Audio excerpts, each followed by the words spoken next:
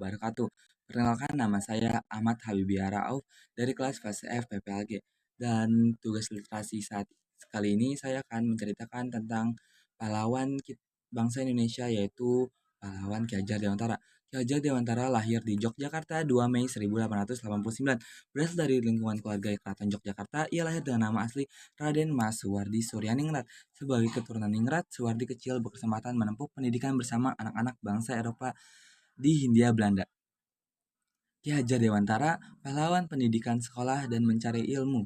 Ki Hajar Dewantara kecil di sekolah dasar untuk orang Eropa, Europersche Lagere School, lalu melanjutkan pendidikan ke Stovia Sekolah Dokter Bumi Putra pada 1905. Karena kerap sakit, ia tidak menamatkan sekolah tingginya.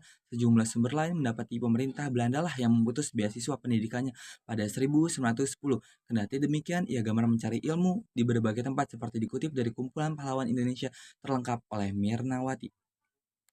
Ki Hajar Dewantara belajar beragam hal baru, dari menggeluti profesi sebagai wartawan. Salah satu surat kabar yang pernah menjadi tempatnya berkarya yaitu Sedio Tomo, Midden Java, The Express, Owetesan Hindia, Kaum Muda, Jajah Timur, dan Pusara. Tulisannya dinilai sangat komunikatif, tajam, dan patriotik, sehingga mampu membangkitkan semangat anti penjajahan.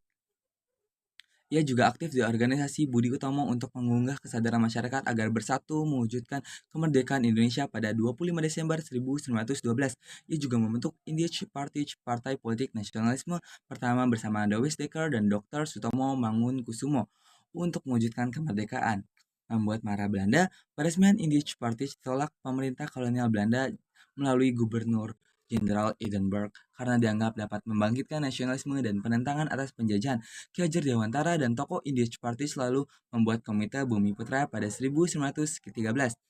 Komite ini bertujuan untuk mengkritik pemerintah Belanda yang menggunakan uang dan sumber daya wilayah jajahannya untuk mengadakan perayaan-perayaan, salah satunya yaitu saat pemerintah Belanda hendak merayakan 100 tahun bebasnya negeri Belanda dari penjajahan Prancis. Kritik tersebut dituangkan Ki Hajar Dewantara dalam surat kabar The Express milik Dawes Dekker, seperti dikutip dari Ensiklopedia Pahlawan Indonesia dari masa ke masa oleh tim Gerasindo. Kutipan tulisan Ki Hajar Dewantara berjudul Als ik eens Nederlander was, seandainya aku seorang Belanda. Itu yakni sebagai berikut. Sekiranya aku seorang Belanda, aku tidak akan menyelenggarakan pesta-pesta kemerdekaan di negeri yang kita sendiri telah merampas kemerdekaannya. Sejajar dengan jalan pikiran itu bukan saja tidak adil, tapi juga tidak pantas untuk menyuruh si inlander memberikan sumbangan untuk dana perayaan itu. Kritik tersebut membuat marah pemerintah Belanda sehingga Ki Hajar Dewantara diasingkan ke Pulau Bangka.